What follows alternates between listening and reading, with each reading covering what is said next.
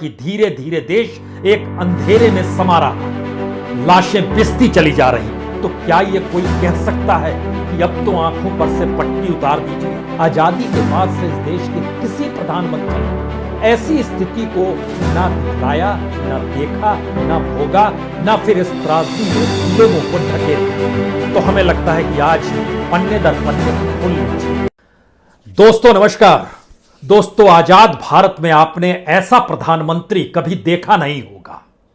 एक ऐसा प्रधानमंत्री जो इस देश को अंधेरी गुफा में ढकेल कर नहीं निकला, बल्कि वो जान रहा था, समझ रहा था कि धीरे धीरे देश एक अंधेरे में समा रहा है। यहां पर लाशें पिसती चली जा रही हैं, लोगों की मौत बढ़ती चली जा रही है, लेकिन उसी रवानगी के साथ चुनावी रैलियों में वह कूदता चला गया, चकाचौंध परोसता चला गया। मरने वालों की तादाद बढ़ती चली गई तो उतना ही जोश और उसी हर्षोल्लास के साथ चुनाव प्रचार में उसने आपको लगा दिया। आज शोर थम चुका है, आज हंगामा थम चुका है, आज नारे नहीं है, आज नौटंकी नहीं है। लेकिन इन सारी परिस्थितियों को इस देश ने बीते 1.5 महीने के दौरान जिस तरीके से भोगा है, और अब जब चुनाव परिणाम आए तो क्या यह कोई कह सकता है कि अब तो आंखों पर से पट्टी उतार दीजिए? क्योंकि आज हम आपके सामने परत दर परत और पन्ने दर पन्ने उन परिस्थितियों को रखना चाहते हैं। क्या वाकई किसी देश का प्रधानमंत्री अपने ही नागरिकों की मौत को अनदेखा कर चुनाव जीतने के लिए, सत्ता पाने के लिए उसकी कुलबुलाहट इस हद तक बढ़ जाए कि जैसे जैसे वो आगे बढ़े वैसे वैसे पीछे मौतों का सिलसिला बढ़ता चला जा रहा है, लेकिन उस दिशा में वह देखे ही नहीं। और जब मौत का सिलसिला एक पराकाष्ठा पे पहुंच जाए, उस दिन वो कहे आज मैं नहीं जाऊंगा बंगाल की गलियों में, मैं यहीं से एलईडी के जरिए अपने संबोधन को करूंगा। ये कौन सी परिस्थिति है जब देश लगातार परिवार दर परिवार, समाज दर समाज और जिले और राज्यों के भीतर भी मौतें हो रही हैं। देश के गृहमंत्री को भी फिक्र नहीं, कैबिनेट मिनिस्टर्स को फिक्र नहीं, मुख्यमंत्रियों को फिक्र नहीं, और इस देश की सामाजिक संस्था और सांस्कृतिक संस्था खुद को कहने वाली आरएसएस भी बंगाल के जिले दर जिले अपने आप को झोंक चुकी है। आजादी के बाद से इस देश के किसी प्रधानमंत्री ने ऐसी स्थिति को ना दिखलाया, ना देखा, ना भोगा, ना फिर इस त्रासदी में लोगों को ढकेला। तो हमें लगता है कि आज पन्ने दर पन्ने खोल लीजिए, क्योंकि इतनी बुरी हार के बाद भी अगर देश के प्रधानमंत्री अपनी आंख से पट्टी नहीं हटाते हैं, देश के गृहमंत्री अब काम करना शुरू नहीं करते हैं, और कैबिनेट मिनिस्टर्स जो इशारे पर, निर्देश पर एक साथ चले जाते हैं चुनाव प्रचार के लिए, अपने अपने मंत्रालय में लौटकर इस देश की परिस्थितियों को बचाने में अब भी नहीं लगेंगे तो कब लगेंगे? इस देश की ऐसी परिस्थिति देखी आज से नहीं, याद कीजिए नमस्ते ट्रंप से यह मामला शुरू हुआ था। उसके बाद मध्य प्रदेश के चुनाव सामने थे, संसद चलती रही, कई सांसद पॉजिटिव होते चले गए, लेकिन जब मध्य प्रदेश चुनाव की परिस्थितियों से पल्ला झड़ गया तो उसके बाद ही संसद को सैंडाई किया गया। इतना ही नहीं, उसके बाद बिहार इलेक्शन में 18 रैलियां प्रधानमंत्री की, जानते समझते हुए कि अब का मौका है कि आने वाले वक्त में कैसे खुद को सहेजा जाए।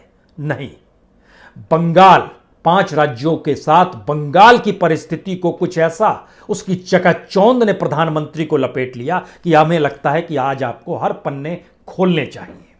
प्रधानमंत्री अप्रैल के महीने में, अप्रैल का महीना हम खास तौर से इसलिए जिक्र कर रहे हैं, हालांकि मार्च में भी उन्होंने चुनावी रैली की। मार्च की तारीख याद कीजिएगा तो 7 मार्च, 18 मार्च, 20 मार्च, 21 मार्च, 24 मार्च, इन जगहों पर प्रधानमंत्री बंगाल पहुंचे थे रैली करने के लिए। लेकिन हम अप्रैल से आज शुरुआत करते हैं। जरा देखते चले जाइए कि देश के प्रधानमंत्री का क्या हाल है और देश के गृहमंत्री का क्या हाल है, इस देश की पूरी मिनिस्ट्री का क्या हाल है। क्योंकि 50 से ज्यादा रैली, रोड शो, घरों में भोजन करना, यह देश के प्रधानमंत्री और गृहमंत्री ने पश्चिम बंगाल में किया है। लेकिन प्रधानमंत्री की 2 अप्रैल की रैली और देश में 714 लोगों की मौत 2 अप्रैल के दिन ही हुई। लेकिन प्रधानमंत्री यहां से उड़ान भरते हैं और चले जाते हैं बंगाल चुनावी रैली करने के लिए। उनके एक भी शिकन चेहरे पर उस रैली में भाषण देते हुए नहीं आती है। 3 अप्रैल दूसरी रैली करने प्रधानमंत्री निकलते हैं बंगाल। अगले ही दिन 513 लोगों की मौत 3 अप्रैल को होती है। 6 अप्रैल को निकलते हैं तीसरी रैली करने, अप्रैल के महीने में 630 लोगों की मौत होती है इस देश के भीतर में। 10 अप्रैल को निकलते हैं 839 लोगों की मौत होती है इस देश में कोविड पॉजिटिव होने के बाद उसी बीमारी से प्रभावित होकर। और ऐसा नहीं है कि यह बीमारी भारत में थी, हर कोई जानता है पूरी दुनिया में थी, हर कोई जानता है पूरी दुनिया लड़ाई लड़ रही थी, हर कोई जानता है हर देश का प्रधानमंत्री उससे दो दो हाथ कर रहा था, अपने इंफ्रास्ट्रक्चर को मजबूत कर रहा था। लेकिन यहां तो चुनावी रैली थी, आंखें बंद थी, कान बंद थे, लेकिन सिर्फ शब्द कहे जा रहे थे, वह भी सत्ता पाने के लिए। और क्या कुछ कहा गया यह भी दोहराने की आज जरूरत नहीं है, क्योंकि उसके बाद 12 अप्रैल को फिर रैली करने निकले और उस दिन 879 लोगों की मौत इस देश में हुई। 17 अप्रैल को फिर रैली करने निकले और इस बार आंकड़ा 1500 को पार कर गया था। 1600 लोगों की मौत 17 अप्रैल को होती है। कोई चेतना नहीं, कोई फिक्र नहीं। और ध्यान दीजिए, उसके बाद जब यह तय करते हैं कि हम 23 अप्रैल को नहीं जाएंगे लेकिन वर्चुअल रैली करेंगे, वर्चुअल रैली यानी वहां पर कोलकाता, बीरभूम, मालदा, मुर्शिदाबाद, पश्चिमी वर्धमान का इलाका, इन जगहों पर 200 जगह पर एलईडी स्क्रीन लगा दी जाती है जिसमें प्रधानमंत्री पीएमओ से बैठकर या फिर अपने निवास से बैठकर भाषण दे और वहां के लोग सुने कि सत्ता चाहिए हमें और हम कोलकाता को भविष्य का शहर बनाएंगे। सिटी ऑफ फ्यूचर ये शब्द का इस्तेमाल किया गया। इस देश के फ्यूचर को लेकर फिक्र नहीं थी। और उस दिन 23 अप्रैल के दिन इस देश में 2624 लोगों की मौत हुई, लेकिन प्रधानमंत्री ने उस दिशा में नहीं देखा। हमें लगता है कि जिस राज्य के भीतर ये चुनाव हो रहे थे वहां के भी अगर आंकड़े इन रैलियों के साथ जोड़ते चले तो 2 अप्रैल को बंगाल में 4 लोग मरते हैं, 3 अप्रैल को 5 लोग मरते हैं, 6 अप्रैल को 7 लोग मरते हैं, 10 अप्रैल को 12 लोग मरते हैं, 12 अप्रैल को 14 लोग मरते हैं, 17 अप्रैल को 34 लोग मरते हैं। और जिस दिन एलईडी स्क्रीन पर भाषण दिया जा रहा था, वर्चुअल रैली, 23 अप्रैल को, उस दिन 59 लोगों की मौत पश्चिम बंगाल में कोविड से ही होती है। लेकिन कोई फिक्र नहीं है। ये कैसी परिस्थितियों के साथ हैं, ये जानते समझते हुए कि प्रधानमंत्री मोदी की रैली और उसके ठीक समानांतर इस देश को देखने वाले देश के गृह मंत्री भी लगभग 50 से ज्यादा रैली, रोड शो, घर में जाकर भोजन करना और अपनत्वता को दिखलाना, ये सब कुछ हो रहा है। ये सारी परिस्थितियों के बीच में इन्हें संभाले कौन? कहते हैं कि आरएसएस पेरेंट ऑर्गेनाइजेशन है। पेरेंट का मतलब होता है जो माँ बाप होते हैं, उस दृष्टि से देखिए। और उन्हीं में से निकले हुए ये नेता हैं। उस आरएसएस के डिस्ट्रिक्ट वाइज कैलकुलेशन किया गया था कि किस डिस्ट्रिक्ट में कितनी बड़ी तादाद में कितने आरएसएस के कार्यकर्ताओं की मौजूदगी होगी। वो वहां पर जमीन बिछा रहे थे, काम कर रहे थे। उन्हीं का इशारा था कि ध्रुवीकरण हो गया है, यानी हिंदू और मुस्लिम में एक मोटी लकीर खिंच चुकी है। लेकिन सच क्या है जब परिणाम आए? सच यह है कि बीजेपी को हिंदू वोट भी 50% से ज्यादा नहीं मिल पाए, क्योंकि उनका जो वोट का आंकड़ा है वह 37.8% है बीजेपी के पास।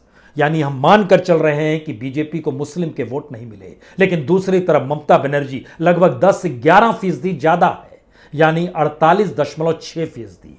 अगर मुस्लिमों के वोट भी मिले तो हिंदुओं के भी वोट मिले, दलितों के भी वोट मिले, क्योंकि 11% का अंतर जो है यह इससे पहले बीजेपी के साथ बीते 2019 के लोकसभा चुनाव में नहीं था। यानी 2019 के लोकसभा में भी इस देश के प्रधानमंत्री को चुनते वक्त लोगों की आस्था थी कि इस देश के प्रधानमंत्री को चुन रहे हैं। लेकिन यह कहां किसी को पता था कि देश का प्रधानमंत्री देश को ही अंधेरी गुफा में ढकेलकर निकल चुका है और राज्य दर राज्य चुनाव प्रचार कर रहा है और बंगाल को रौंदते चला जा रहा है। और जिन शब्दों का इस्तेमाल किया जा रहा है, जिन नारों का इस्तेमाल किया जा रहा है, जिस धर्म के नारों को राजनीतिक मुलम्मा चढ़ाकर पेश किया जा रहा है, ऐसी परिस्थिति इस देश में कभी देखी नहीं गई थी। लेकिन यह सब कुछ हुआ, इसी दौर में हुआ। और यह देखिए दूसरी तरफ बंगाल की जनता, जिसने ममता बनर्जी को पिछली बार यानी 2016 में जितने वोट दिए थे उससे ज्यादा वोट दे दिए, उससे ज्यादा सीटें भी दे दी। तो इसके मतलब क्या है कि क्या लोग धीरे धीरे समझ गए हैं, या इस बार बंगाल समझ गया, या बंगाल हमेशा से समझता था और 2019 में वह प्रधानमंत्री को चुन रहा था, 2014 में भी चुन रहा था। तो यह देश इस आस और उम्मीद से चुनता है कि हमने तो प्रधानमंत्री चुना है देश के लिए, ऐसे चुनाव के लिए नहीं चुना है जो कभी नगर पालिका के चुनाव में नजर आए, कभी पंचायत चुनाव में नजर आए, कभी विधानसभा चुनाव में अपने चेहरे को दिखाता हुआ नजर आए। ऐसी परिस्थिति तो इस देश में किसी प्रधानमंत्री की नहीं थी। हम इस बात का जिक्र इसलिए कर रहे हैं क्योंकि आरएसएस डिस्ट्रिक्ट वाइज मौजूद थी। जो प्रोफेशनल्स और बीजेपी सिंपैथाइजर्स हैं उनकी तादाद लगभग 1200 से 1500 जो बिखरे हुए थे, और एक लिहाज से उनको निर्देश था जाइए मदद कीजिए, चुनाव जीतना है इस बार, क्योंकि आरएसएस कह रही है कि हमने वो जमीन तैयार कर दी, अब सिर्फ आपको बिगुल बजाना है और प्रधानमंत्री को वहां आ जाना है। अगर प्रधानमंत्री शब्द नरेंद्र मोदी जी के साथ ना जुड़ा हो तो बताइए कितनी रैली में कितने लोग आएंगे। और ये जो न्यूज चैनल वाले दिखा रहे हैं, क्या कोई दिखाएगा? अगर सिर्फ नाम के साथ चलिए, कैसी स्थिति है इस देश के प्रधानमंत्री की परिस्थितियों में? जो कैबिनेट मिनिस्टर्स 18 थे जो अलग अलग जगहों पर लगातार मदद कर रहे थे। इंदिरा गांधी का चुनाव रद्द कर दिया गया था, सिर्फ पीएमओ के एक अधिकारी की मौजूदगी रायबरेली में नजर आई थी, और इलाहाबाद हाई कोर्ट ने कह दिया था उस कानून के तहत जिसमें रिप्रेजेंटेटिव एक्ट के मातहत कहा गया था कि यह कैसे हो गया जब आप चुनाव है और आप मदद ले रहे हैं अधिकारी की। यहां तो 18 ब्यूरोक्रेट्स दिल्ली से चलकर बंगाल में चुनाव प्रचार की पूरी स्ट्रेटजी को बना रहे थे। कैमरे को देखने से लेकर भीड़ को मोबिलाइज करना, साउंड सिस्टम देखना, और उसके जरिए आने वाले वक्त में उस स्ट्रेटजी को हर उस जगह पर बनाते चले जाना जहां पर प्रधानमंत्री की रैली होने वाली है। नौकरशाहों की टीम 16 थी जो यहां से गई थी और जो चीजों को देख रही थी। कैबिनेट मिनिस्टर 18 थे। डिस्ट्रिक्ट वाइज आरएसएस के लोगों की जो मौजूदगी थी वो कहा जाता है हर डिस्ट्रिक्ट में तकरीबन 1200 से 1600 के बीच में आरएसएस का कैडर लगातार रेंग रहा था। सिंपैथाइजर और आईटी सेल के लोग जो थे वो तकरीबन 1500 लोग थे जो साथ में काम कर रहे थे। इसके अलावे 10,000 के लगभग बीजेपी का कैडर जो झारखंड से निकला, बिहार से निकला, उड़ीसा से निकला या निकाला गया। एक लिहाज से उनको वो नौकरी दी गई थी, कितने दिन आप प्रचार करेंगे तो आप ये नजर आना चाहिए कि बंगाल की गलियों में और वहां की सड़कों में सिर्फ और सिर्फ बीजेपी की ही गूंज है। एक ऐसा माहौल बना दीजिए जिसमें लगे चुनाव की जरूरत नहीं है, बीजेपी तो चुनाव जीत चुकी है। ऐसी परिस्थितियां इस देश में बनाई गई किसकी एवज में? इस देश की महामारी में मरते हुए लोगों की तरफ आंख मूंदने की परिस्थितियों के बीच में। इसका मतलब यह है कि अगर नमस्ते ट्रंप के बाद इस देश में चुनाव होते, इस देश में अगर बीजेपी और प्रधानमंत्री को जरा भी एहसास होता कि उन्हें अपने निजी लाभ इतना सत्ता के लिए हो जाएगा, तो इस देश में लॉकडाउन भी नहीं लगता, इस देश के भीतर में कोई पैकेज भी नहीं आता जैसे अभी नहीं आया है, इस देश के भीतर में वो कुछ भी नहीं होता जो उस पीरियड में, क्योंकि उस पीरियड में जो मरीजों की तादाद थी, जो प्रभावितों की तादाद थी, वो सारी चीजें तो अप्रैल के पहले दिन से ही ध्वस्त हो गई थी। क्योंकि हमें लगता है उस आंकड़े को भी आज आपको समझना चाहिए, क्योंकि जब हम आपको मौत का आंकड़ा दे रहे थे तो सोचिए इसी चुनाव के वक्त में जो आखिरी दिन चुनाव प्रचार का दिन था वो 27 अप्रैल थी। उस दिन भारत के भीतर में 3,293 लोगों की मौत हुई और देश के गृहमंत्री बंगाल में चुनाव प्रचार कर रहे थे। कल्पना के परे है ये। कोई फिक्र नहीं इस देश को लेकर, इस देश को अपनी सत्ता और अपनी गद्दी को लेकर फिक्र है। क्योंकि एक के बाद एक देखिएगा तो अगर 2 तारीख से चुनाव प्रचार, 714 लोगों की मौत इस देश में, उसके बाद अगर आप निकल कर आएंगे कि 17 अप्रैल को वो आखिरी बार चुनाव प्रचार के लिए निकले थे, वहां पर 1,500 की मौत लगभग दुगनी हो गई थी। उसके बाद जब वर्चुअल रैली कर रहे थे तो 2,624 लोगों की मौत, और आखिरी जो प्रचार का दिन था उस दिन 3,293 लोगों की मौत। लेकिन पॉजिटिव केसेस में जब जाइएगा, इस देश में जब 50,000 केस हुए थे तो देश कांपने लगा था, इतने प्रभावित हो रहे हैं। और उसके बाद लॉकडाउन की स्थिति, दुनिया भर की स्थिति, प्रधानमंत्री का 8 बजे भाषण, ये सब कोई देश ने सुना है। लेकिन दोबारा लौटिए और समझने की कोशिश कीजिए। 2 अप्रैल को इस देश में कोविड से प्रभावित लोगों की संख्या थी 65,904। यह एक दिन का आंकड़ा है। 3 अप्रैल को जब रैली प्रधानमंत्री करने निकले थे तो यह आंकड़ा बढ़कर 72,973 हो गया था। तीसरी रैली जब 6 अप्रैल को करने निकले थे तो 93,141 लोग प्रभावित हुए थे। 10 अप्रैल को जब निकले तो 1,25,014 लोग प्रभावित हो चुके थे। 12 को निकले तो 1,43,108 लोग प्रभावित हो गए। यह एक दिन का आंकड़ा है जो प्रभावितों की संख्या में आपका जिक्र कर रहे हैं। 17 अप्रैल जब वो आखिरी रैली जो बंगाल उड़ान भर कर की थी उस दिन 2 लाख का आंकड़ा पार कर चुका था। 2,03,508 लोग कोविड से प्रभावित थे, लेकिन बेफिक्री थी, आंखों पे पट्टी थी, कान में बंद थे और चुनाव प्रचार के लिए प्रधानमंत्री पहुंच गए थे पश्चिम बंगाल की गलियों में रैली करने के लिए। और जब 23 तारीख को वह एलईडी स्क्रीन के जरिए संबोधित वर्चुअल रैली को कर रहे थे तो भी सोचिए 3 लाख का आंकड़ा छूने को था। 2,97,731 लोग इस देश में कोविड महामारी से प्रभावित थे, लेकिन कोई फिक्र नहीं थी, किसी तरह की कोई स्थितियां, कुछ मीटिंगों का दौर था। ऑक्सीजन की मारामारी इस देश के भीतर में तब तक शुरू हो चली थी। अस्पतालों के गलियारों में, सड़कों पर, पटरियों में दिल्ली में लोगों को मरते हुए हर कोई देख रहा था। मेडिसिन नहीं है, वैक्सीन की परिस्थितियों से लोग जूझ रहे हैं। ये सारी परिस्थितियों को हर कोई देख रहा था, लेकिन यहां तो चुनाव था और इस चुनाव की परिस्थितियों में होते होते स्थिति ऐसी आ गई कि लास्ट आखिरी दिन जिस दिन वोटिंग हो रही थी 29 अप्रैल को, उस दिन 3.5 लाख का आंकड़ा पार कर गया। 3,56,368 लोग प्रभावित हो गए। अब आप कल्पना कीजिए कि हम किस चुनाव का जिक्र आपसे करें और उस चुनाव को लेकर जिसमें इस देश को ही एक लिहाज से मौत के मुंह में ढकेल दिया गया और कोई इंफ्रास्ट्रक्चर पैदा बनाने की कोई जरूरत नहीं समझी गई। अस्पतालों का इंफ्रास्ट्रक्चर क्या है, मरीजों के इलाज की क्यों जरूरत है, प्रांत दर प्रांत अगर ऐसी मुसीबत है, यह दूर की बात नहीं है। यह सब कुछ दिल्ली में नाक के नीचे हो रहा था। दिल्ली के भीतर में लगभग 55 हॉस्पिटल ऐसे हैं जो पीएमओ के दायरे में अगर आप घेरेंगे तो 10 किलोमीटर के रेंज में आ जाते हैं। 55 हॉस्पिटल, उन 55 हॉस्पिटल में से 42 हॉस्पिटल ऐसे हैं जहां पर ऑक्सीजन को लेकर मारामारी थी। मरीज अस्पताल के भीतर भी मर रहे थे, बाहर भी मर रहे थे। दिल्ली के तमाम बड़े अस्पतालों की परिस्थिति नाजुक होती जा रही थी। इसका मतलब क्या है?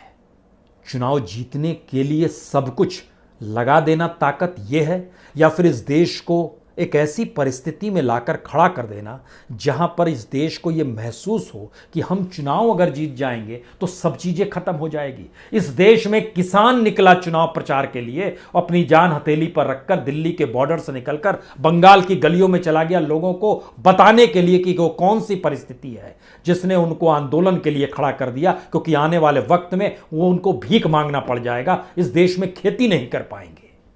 वो जगह जगह लोगों को समझाते रहे, तमाम जगहों पर बताते रहे। इस देश के भीतर में चुनावी जीत को परखना है तो केरल को परखिए। वामपंथी जीते हैं जो काम कोविड महामारी से लड़ने को लेकर वहां पर किया गया, उसकी तारीफ जो है दुनिया भर में हुई। पता नहीं यह भी नहीं पच पाया और कहा गया कि अंतर्राष्ट्रीय तौर पर मौजूदा राजनीतिक सत्ता को, जिसके सर्वोसर्वा प्रधानमंत्री नरेंद्र मोदी जी हैं, उनकी छवि धूमिल की जा रही है। यह एक अद्भुत नजारा है। क्या वाकई इस देश के कब्रिस्तानों में लाइन नहीं लगी हुई थी मौतों की? लोग भटक नहीं रहे थे, आंख में आंसू तक निकाल पाने की स्थिति में नहीं थे क्या? क्या इन सब से आंखें मूंद ली जाएं वाकई और इस बात का जिक्र किया जाए कौन कहां जीता, कैसे जीता, किस रूप में जीता? तो बंगाल में तो आप बुरी तरह हार गए और उस ममता बनर्जी को वहां की जनता ने जिता दिया, जिसको आपने गुंडा भी कहा, लोफर भी कहा, तुतलेबाज, जो शब्द आपके पास थे, जो भी डिक्शनरी बनाई गई थी आपके विशेषज्ञों के द्वारा, सारी बातें आपने जिक्र किया, लेकिन आप चुनाव हार गए। तो अब जिम्मेदारी कौन लेगा? इस दौर में देश ने जिन हालातों को भोगा, कौन लेगा जिम्मेदारी इस बात की? और यह कैसे संभव है कि इस देश में 700 से 900 कंपनियां पश्चिम बंगाल के हर चुनाव को fair and fair, free and fair कराने के लिए लगी रही? इस देश के इलेक्शन कमीशन से जुड़े हुए 42 अधिकारी जो दिल्ली के इलेक्शन कमीशन को पल पल की खबर दे रहे थे, और वहां से खबर निकलकर सरकार के पास जाती थी। यह काम खुले तौर पर हो रहा था। गवर्नर हाउस बीजेपी का पॉलिटिकल अड्डा था। गवर्नर हाउस में नेताओं की आवाजाही जो होती थी वह भी हो रही थी। इस देश में क्या जिम्मेदारी है, पार्लियामेंट्रीज को निकालकर विधानसभा का चुनाव लड़ने के लिए भेज दिया गया। इतना ही नहीं, एक मिनिस्टर भी है उसमें, बाबुल सुप्रियो, उसको भी भेज दिया गया कि आप चुनाव लड़िए, क्योंकि कम से कम एक सीट तो आप जीत लेंगे। क्योंकि लोकसभा जब जीत सकते हैं तो उस लोकसभा के अंदर में लगभग 7 से 8 विधानसभा की सीट आती है। आप एक सीट जीतेंगे, लेकिन लोगों का गुस्सा देखिए, उस एक सीट से भी हरा दिया गया। स्वपन दास गुप्ता अच्छे पत्रकार रहे, लेकिन क्या स्थिति आ गई। राज्यसभा पहुंचे और वहां से उनको फिर उठाकर विधानसभा का चुनाव, वह भी चुनाव हार गए। इस देश में ना संसद का महत्व है, ना विधानसभा का महत्व है, ना नेताओं का महत्व है, ना चुने हुए नुमाइंदों का महत्व है, ना कैबिनेट मिनिस्टर का महत्व है। महत्व सिर्फ एक व्यक्ति का है, और वो है देश के प्रधानमंत्री नरेंद्र मोदी जी। ऐसी स्थिति क्या वाकई आपने 1952 में इलेक्शन के बाद, जब नेहरू पहले प्रधानमंत्री के तौर पर थे, अगर उसको पलट लीजिए और 1947 में भी चले जाइए, जब इस देश में नेशनल गवर्नमेंट बनी थी, हर जगह के नुमाइंदे थे, हर का एक अपना महत्व था, हर अपने क्षेत्र में विशेषज्ञ थे, अपने अपने तरीके से काम करने में माहिर थे। बाबा साहब अंबेडकर भी उस कैबिनेट में थे, श्याम प्रसाद मुखर्जी भी उस कैबिनेट में मौजूद थे, हर कोई उस कैबिनेट में मौजूद, सरदार पटेल भी उस कैबिनेट में मौजूद थे। लेकिन देश के चलाने के लिए इस देश की मंत्रिमंडल के लोगों को अगर मोहल्ले में चुनाव प्रचार में झोंक दिया जाए और कहा जाए तुम्हारी उपयोगिता यही है, सांसद को उठाकर विधानसभा का चुनाव लड़ा दिया जाए, मंत्री को कहा जाए तुम छोड़ो इसको, इन परिस्थितियों से यह देश इससे पहले क्या कभी जूझा है? कभी नहीं।